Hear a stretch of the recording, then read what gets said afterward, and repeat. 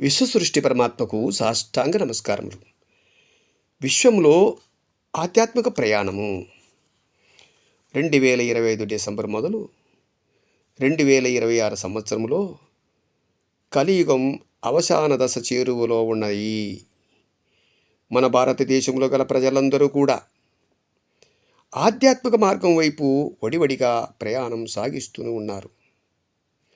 భక్తి మార్గములో తులతూగుతూ ఉన్నారు. ఇట్టి క్రియ మరింత పెరిగే అవకాశం ఉన్నాయి.